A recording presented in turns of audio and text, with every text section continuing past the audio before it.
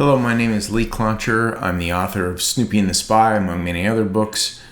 This presentation you're about to see is a Zoom meeting that was presented live at the Winter Convention, IHCC Convention in Fort Worth back in March of 2025.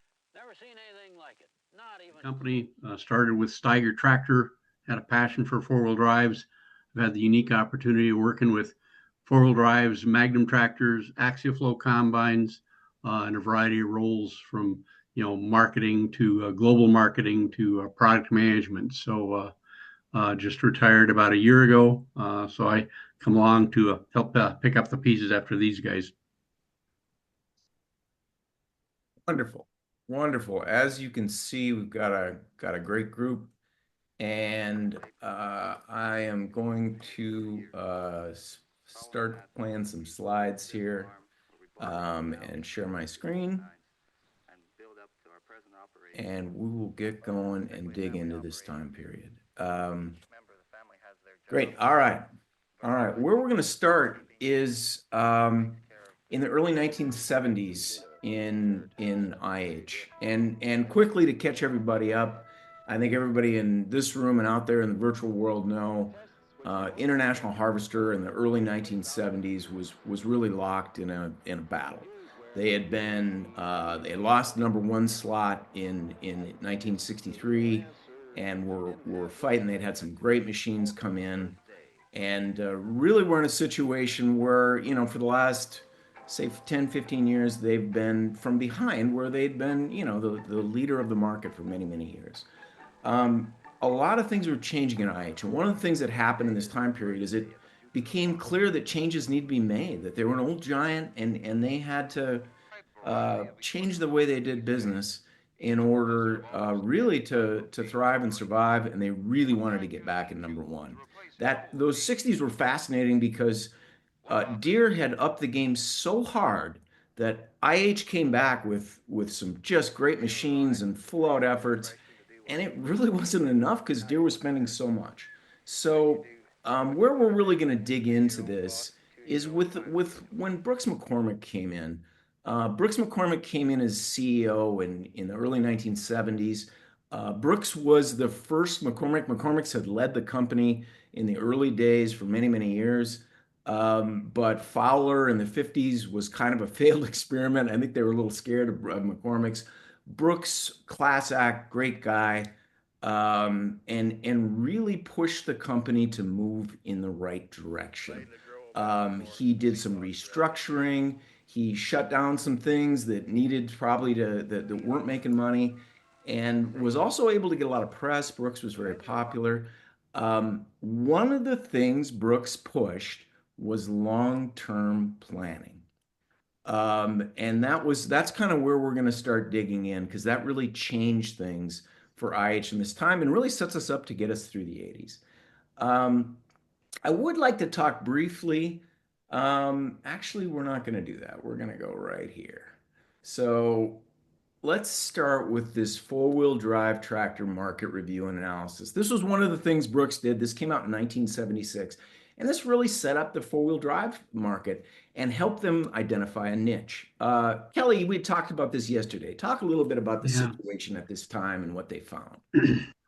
This was a market research study that was done in June of '76. It was about 39 pages in length. And what it really highlighted was what I would call dramatic growth of the four-wheel drive segment in the ag industry, especially in the early 70s. The four-wheel drive market grew dramatically, and both IH and Deere were not responding what I would call quickly to it.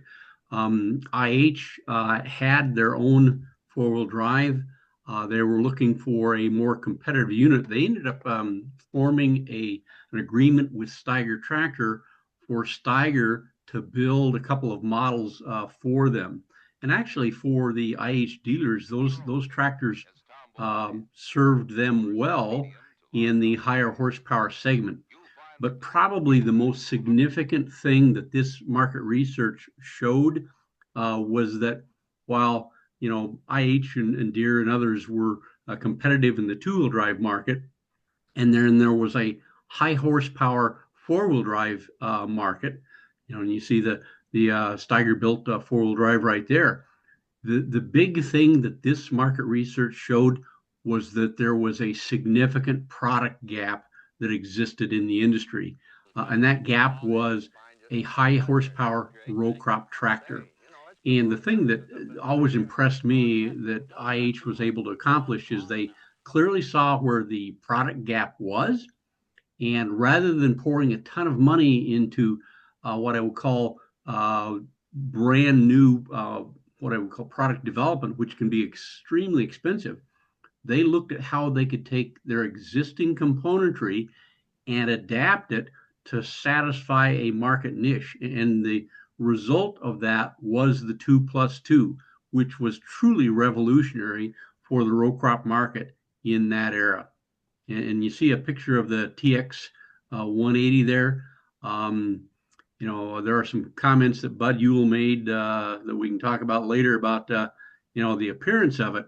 But from a true functionality standpoint, it provided better traction, better flotation, better visibility, and more power in a row crop application. And nobody else had a tractor like it.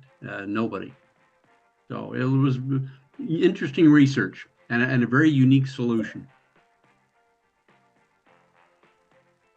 All right, guys, we're gonna come back to the 2+2 in much greater detail. The key point here is this analysis helped identify this market niche. So one of the other things, this is also 1976, and one of the things everybody knew was they needed a new machine, a new two-wheel drive. The 86 series was long in the tooth, and this drawing was done by Greg Montgomery and was the beginning of the styling of the new 50 series.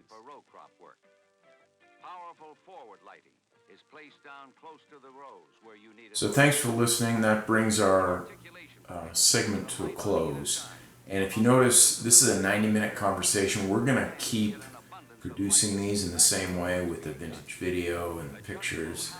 And I really think that brings to life the great information shared by all these former IH folks who we're lucky enough to have on. So we'll keep producing. We'll let them out as they come. You should have a whole series of, I think, 8 to 10 videos once we're done. Thanks for tuning in. Keep an eye on this channel and our socials. We'll let you know when the next one comes out. We are going to talk about the Axial Flow Combine in detail with some just amazing vintage video we found from the day of the Axial Flow. So look forward to that for the next segment.